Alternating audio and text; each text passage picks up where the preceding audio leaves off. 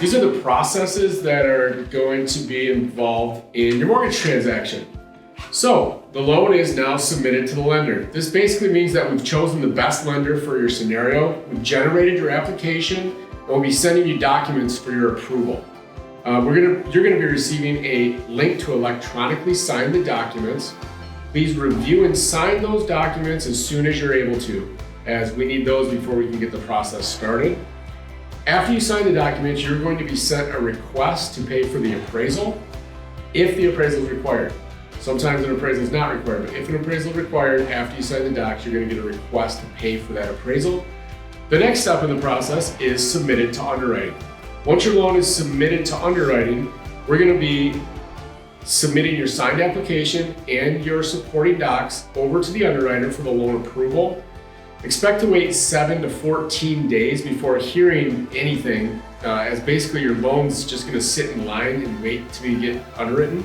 At this point, what you need to do is just stay calm, stay on top of your emails. We will be communicating to you via email if there's anything else that pops up during this process. We might need some additional information. Also, make sure you don't apply for any new credit. Don't go out and buy a car. Basically don't have your credit pulled for any reason, as this can impact your mortgage application.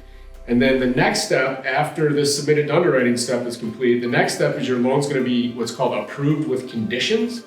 And we'll reach out to you if the underwriter needs any more information. Once your loan moves to approved with conditions, your loan is basically approved by the lender conditionally, right?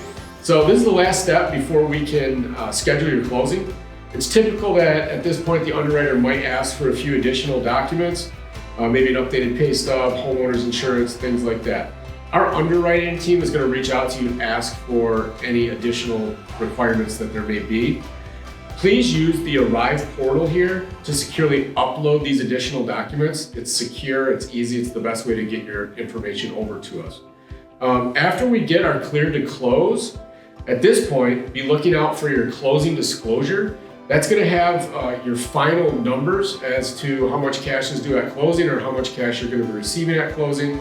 And this is going to need to be signed 3 days prior to scheduling your closing. So once you get that closing disclosure, look it over, call your loan officer if you have questions. If you don't have questions, please sign that as soon as you can. That starts the 3-day clock. You most likely will not have your final cash to close number until the day prior to closing. The next step after we get your clear to close is to schedule your closing. So at this point, the lender just sent the final mortgage documents to the title company for your closing. There's nothing you need to do at this point. Just make sure to note the closing date, location, and time. Make sure to bring your identification and make sure to bring a pen to closing as well. You're gonna need to get funds. So you're either gonna need to bring a certified check from the bank made out to the title company, or you're gonna have to have funds wired directly into the title company. If you're wiring funds, just please make sure that you call the title company prior to sending those funds. Verify that you know it's the title company you're talking to. Loan funded, great. This means your loan's funded. It means that the lender has sent money to the title company for your transaction.